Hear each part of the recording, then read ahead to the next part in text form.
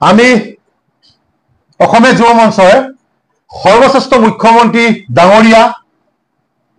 অসমৰ তথা ভাৰত বিশ্বৰ তেখেতে বোলে দুখীয়া মুখ্যমন্ত্ৰী গতিকে সেই মুখ্যমন্ত্ৰীজনক আমি ক'ব বিচাৰিছো যে জুবিন দাৰ ন্যায় আমি কেতিয়া পাম আমি আপোনাক সুধিব বিচাৰিছো আমি অসমৰ জনগণক আপোনাক সুধিব বিচাৰিছো মৰিয়াই মাৰিলেও আমাক জুবিন দাৰ ন্যায় লাগিব গুলিয়াই মাৰিলেও আমাক জুবিন দাৰ ন্যায় লাগিব জেল ভৰালেও আমাক জুবিন দাৰ ন্যায় লাগিব সিধা কথা স্পষ্ট কথা আমি অসমৰ জনগণে তেতিয়ালৈকে আপোনাক এৰি নিদিও যেতিয়ালৈকে আপুনি জুবিন দাৰ ন্যায় নিদিব ভাইমমান থিয়েটাৰৰ দৰে নৃত্য নাটিকাৰ দৰে নাটকৰ দৰে আপোনালোকে যি ভেকু ভাওনা কৰি আছে অসমৰ জনগণে দেখি আছে গতিকে মুখ্যমন্ত্ৰী ডাঙৰীয়াৰ ওপৰত আমাৰ আস্থা আছিলে ভৰসা আছিলে যে তেখেতে কৰিব পাৰিব কাৰণ আমি জানো আমি দেখিবলৈ পাইছো যে কোনো কৰিব নোৱাৰা কাম আমাৰ হিমন্ত বিশ্ব শৰ্মা ডাঙৰীয়াই কৰি দেখুৱাইছিলে যিদৰে তেখেতে ড্ৰাগছ মাফিয়াক গুলিয়াই মাৰিছিলে আমাৰ অসমৰ স্বাৰ্থত যিদৰে তেখেতে গৰু চোৰক গুলিয়াইছিলে যিদৰে তেখেতে কয়লা মাফিয়াক গুলিয়াইছিলে যিদৰে তেখেতে চুপাৰী মাফিয়াক গুলিয়াইছিলে অসমৰ জনগণে ভাবিছিলে যে আমাৰ হিয়ামতো আমাৰ অন্তৰাত্মা আমাৰ ভগৱান জুবিন দাৰ ক্ষেত্ৰত ন্যায় পাম আৰু এটা ভাল খবৰ তেখেতৰ পৰা লাভ কৰিম কিন্তু তেখেতে সেই ভাল খবৰটো দিব নোৱাৰিলে আমি অসমৰ জনগণ আজি দুখত আছো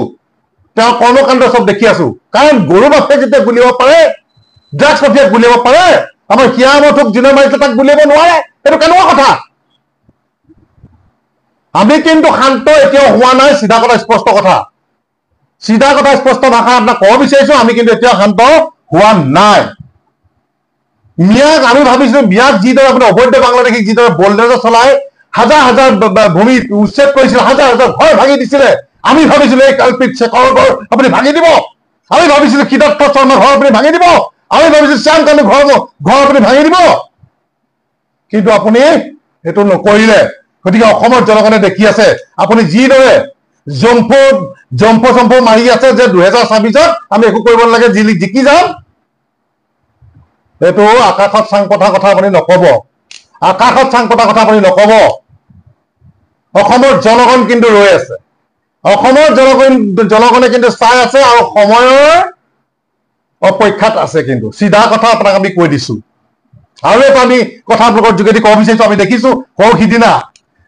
সংবাদ মাধ্যমৰ যোগেদি দেখিছো যে গৌৰৱ গগৈ ডাঙৰীয়া এটা ৰেলী কৰিছে বেনাৰ পোষ্টাৰ লৈ গৌৰৱ গগৈ এটা ৰেলী কৰিছে আৰু তাত কি কৰিছে মায়াবিনী গীতটো তাত ডাঙৰ স্পিকাৰ দি লগাই পেলাই ৰেলী কৰা আমি সংবাদ মাধ্যমত দেখিছো গতিকে আমি এটা কথা ক'ব বিচাৰিছো don't bring your dirty policy to Zubeen Garg don't bring your dirty policy for Zubeen Garg প্ৰত্যেকটো ৰাজনৈতিক দলক আমি কৈ দিব বিচাৰিছো যে ৰাজনীতি নানিব জুবিন গাৰ্গৰ লগত কিন্তু জুবিন গাৰ্গ কেতিয়া ৰাজনীতি কৰিবৰ কাৰণে হ'ব নোৱাৰে বিজেপি হওক এজেপিয়ে হওক কংগ্ৰেছে হওক চিপিআই হওক অখিল গগৈ হওক লুইনে হওক যোনে হওক আমি কৈ দিছো ডাৰ্টি পলিটিক্স কিন্তু জুবিন গাৰ্গৰ ক্ষেত্ৰত ইউজ নকৰিব নহ'লে কিন্তু আমি ভয়াৱহ কৰি দিম কিন্তু দেই অসমীয়া যুৱ কিন্তু শান্তত নাথাকিম বাৰে বাৰে আমি কৈ আহিছো আৰু মুখ্যমন্ত্ৰী ডাঙৰীয়াক আমি ক'ব বিচাৰিছো যাওক এবাৰ জুবিন গাৰ্গৰ সমাধিস্থলত চাওকগে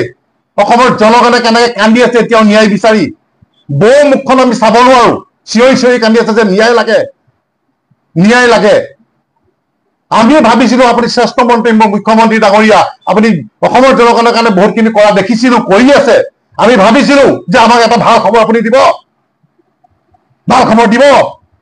কিন্তু ভাল খবৰ নাহিল ইতিমধ্যে শুনিছো যে কাইলৈ পৰহিলে তেওঁলোকক ক'ৰবাত জেলৰ হোটেলত পঠিয়াই দিব যে অসম নহ'বলৈ বাহিৰৰ ক'ৰবাত জেললৈ নিয়া যুঁজা চলাই আছে কিন্তু সেইটো আমি অসমৰ জনগণে কি কৰিব লাগে সেইকেইটা কৰিম আপুনি ন্যায় নিব নোৱাৰিলে আমি অসমৰ জনগণে নিজে ন্যায় ল'ম কিন্তু আপুনি পস্তাই যাব আপুনি যিবিলাক জম্প মাৰি আছে আপুনি কিন্তু পস্তাই যাব সিধা কথা কৈ দিছো আপোনাক মই এটা কথা ক'ব বিচাৰিছো চিঞৰ মাৰি দিলে শুনা নিচিনা ছিংগাপুৰ আপোনালোকে গৈ পেলাই এই যিকেইটা অহা নাই তাৰ অকণমানকৈ ভিডিঅ' কাটি তেওঁলোকে ছ'চিয়েল মিডিয়াত দিলে আপোনাৰ ফ'ৰ্চ পঠিয়াই দিয়ক পুলিচ আপোনাৰ চৰকাৰ আপোনাৰ বন্ধুত্ব ৰাষ্ট্ৰ বুলি আমি গম পাওঁ গতিকে তেওঁলোকৰ ভিজা পাছপৰ্ট কাটি দিয়ক কুকুৰৰ নিচিনাকৈ ইয়াত আহি উপস্থিত হ'ব লাগিব অসমত আৰু যদি নোৱাৰে আপুনি বলক আমি লগত যাম অসমীয়া জনতা আপোনাৰ লগত যাম পেটটোত ধৰি গোটেইকেইটাকে লৈ আহিম পেটটোত ধৰি চুচৰ গোটেইকেইটাক লৈ আহিম ছিংগাপুৰৰ পৰা কোনো পিটন দি উলিয়াই দিম জুবিন দাক আমাক কি কৰিছিলে কি নাই আৰু বিশেষকৈ পাইলটজন যিজন পাইলটে সেই ইয়টখন চলাই আছিলে সেইজনক আনিব লাগিছিলে সেইজন যদি তাৰ বাসিন্দা হয় তেখেতে সন্মানে আহিলে হয় তেখেতক সুধিলে জলজল পটপটকে ওলাই পৰিলেহেঁতেন হয়তো সেই ইয়টখনততো কেমেৰা আছে ভিডিঅ' কেমেৰা আছে গোটেই ফটেজখিনি তাত সংগ্ৰহ কৰিব পাৰিলেহেঁতেন আপোনালোকে কৈছে তাত গৈ আমি এনকুৱাৰী কৰিব ঠিকে আছে এনকুৱাৰী কৰিব নালাগে আমাৰ এই অসমৰ যিকেইটা ধুৰন্ধৰ কালপ্ৰিট যিকেইটা অসমৰ এছ'চিয়েশ্যনৰ নামত তাত আছে এইকেইটা কিন্তু সুচয় আনক মুখ্যমন্ত্ৰী ডাঙৰীয়া আপোনাৰ সৎসাহস আছে আপুনি পাৰিব আপোনাৰ আমাৰ ওপৰত আমাৰ আস্থা ভৰসা আছে অসমবাসী ৰাইজৰ গতিকে আপুনি পাৰিব আপুনি সুচয় আনক সেইটো কথা আপোনাক কলো আৰু এটা কথা অৱশেষত আমি ক'ব বিচাৰিছো যে অসমৰ জনগণক এটাই প্ৰাৰ্থনা জনাব বিচাৰিছো অনুৰোধ জনাব বিচাৰিছো যে যিমানকেইটা চিনেমা হল আমাৰ অসমত আছে যদি পাওঁ যে ভাৰততো আছে আমি এটাই কথা আমি সকলো অসমবাসী ৰাইজ ভাৰতবাসী ৰাইজৰ অনুৰোধ জনাইছো জুবিন দাৰ কাৰণে চিনেমা যিসকল চিনেমা হল চিনেমাখন আৰম্ভ কৰাৰ আগত এই মায়াবিনী গীতটো পৰিবেশন কৰিবৰ বাবে জুবিন দাৰ ফটো এখন লগাই মায়াবিনী গীতটো পৰিবেশন কৰিবৰ বাবে আমি অনুৰোধ জনাইছো আৰু এই গীতটি যেতিয়া তাত লগাব